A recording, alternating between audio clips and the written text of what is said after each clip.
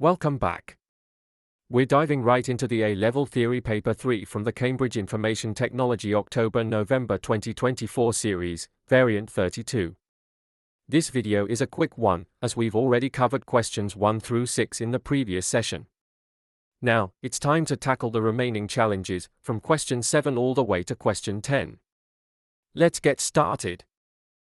The data mining process consists of several phases. Describe the tasks that occur in each of the following phases in the data mining process. Questions 7-8. Data preparation. The data preparation phase involves gathering and cleaning data to ensure its quality for analysis. This includes collecting data from various sources, handling missing or inconsistent data through cleaning techniques, e.g., removing duplicates or imputing missing values, and transforming data into a suitable format, such as normalizing values or encoding categorical variables. Additionally, the data preparation phase includes partitioning the data into training, testing, and validation sets. This step ensures that the data is appropriately prepared for the next stages of the data mining process, helping to improve the accuracy and efficiency of model building and evaluation. The data mining process consists of several phases. Describe the tasks that occur in each of the following phases in the data mining process. Question 7b. Evaluation. The evaluation phase in the data mining process focuses on assessing the performance of models developed during the analysis phase. This involves testing the model on separate data, not used for training, to measure its accuracy and generalizability using metrics like precision, recall, and F1 score. Different models are compared to identify the most effective one, and techniques such as cross-validation help ensure that the results are robust and not overfitted to a specific dataset. Additionally, the evaluation phase includes analyzing the model's decision-making process to identify any biases or limitations and ensure it aligns with the intended goals. The model's predictions are validated against real-world data or expert knowledge to confirm its effectiveness and guide decisions on whether to refine or deploy the model. Question 8. Designers in a company use standalone computer-aided design (CAD) applications to design products. The company has now decided that its designers will change to using a cloud-based CAD application. The company will use parallel running to implement the change.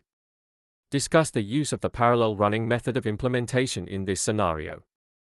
Parallel running involves operating both the old and new systems simultaneously for a period of time, allowing a smoother transition.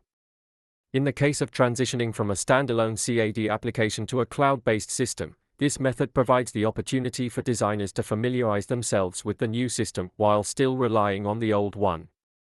This reduces the risk of disruption and provides ample time for training and troubleshooting. One of the key benefits of parallel running is the ability to ensure the new cloud-based system integrates seamlessly with existing workflows and data. Designers can continue using the old system if technical issues arise, and the company can gather feedback to address any problems before fully switching over. This approach helps maintain business continuity and ensures a smoother transition. However, parallel running can also incur higher costs and complexity. Operating both systems increases resource requirements and could lead to inefficiencies as designers may struggle to manage two platforms. There's also a risk of delaying full adoption, as some users may rely on the old system, hindering the transition.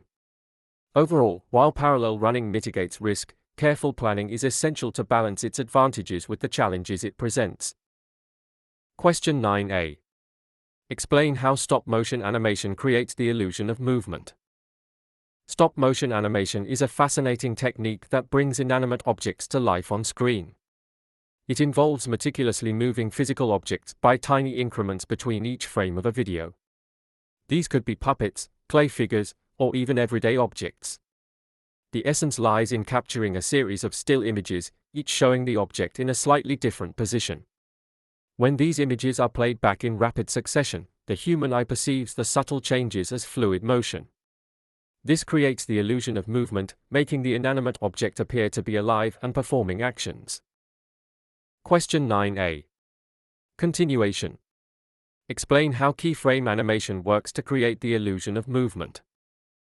Keyframe animation is a digital technique that brings motion to life on the computer screen. It's like a puppet show for digital objects, where you set key poses or positions at specific points in the animation, known as keyframes. These keyframes act as anchors, defining the starting and ending points of a movement. The magic happens when the computer software takes over. It automatically calculates and generates the in-between frames, creating a smooth and seamless transition between your keyframes. This allows for precise control over the timing, speed, and even the way the object accelerates or decelerates during the animation. This gives you the power to create realistic and engaging motion with just a few key points. Question 9b. Describe one property of an object that can be affected by altering its timings in an animated sequence. Speed. Timing directly controls the speed of an object's movement. Faster timing between keyframes results in increased speed, creating a sense of urgency or energy. Conversely, slower timing leads to decreased speed, conveying a sense of deliberation or weight. This is fundamental to controlling the overall pace and dynamic of the animation. Acceleration and deceleration. Timing allows for precise control over how an object accelerates and decelerates. By spacing keyframes closer together at the beginning of a movement, you can simulate a gradual speed up. Conversely, spacing them further apart creates a smooth slowdown, mimicking real-world physics where objects don't instantly start or stop moving. Weight and inertia. Timing plays a crucial role in conveying the weight and inertia of an object. Linear timing, where the speed is constant, can often look unnatural. Easing, which introduces acceleration and deceleration at the beginning and end of the movement, helps simulate how real-world objects react to forces. This creates a more believable and realistic animation. Question 10. A company is developing a data input screen for entering customer details into a database. Evaluate the use of evolutionary prototyping for developing the data input screen. Evolutionary prototyping is a valuable approach for developing a data input screen as it allows for iterative design based on continuous user feedback. This ensures that the final design aligns closely with user needs, enhancing usability. Early testing helps identify issues like confusing fields or poor user flow, allowing developers to address them in subsequent iterations. The flexibility of this approach enables easy incorporation of new features or design changes as requirements evolve. However, the iterative nature of evolutionary prototyping can lead to scope creep, where the project expands beyond initial expectations due to frequent user suggestions. This can result in delays and higher costs as new features are added over time. Additionally, the focus on refining the user interface may sometimes overshadow functional requirements, such as robust error handling or database integration, which are also essential for a successful input screen.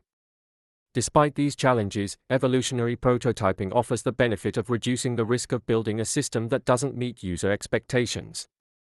The process of continuous refinement and adaptation ensures that the data input screen is user-friendly and effectively addresses user needs.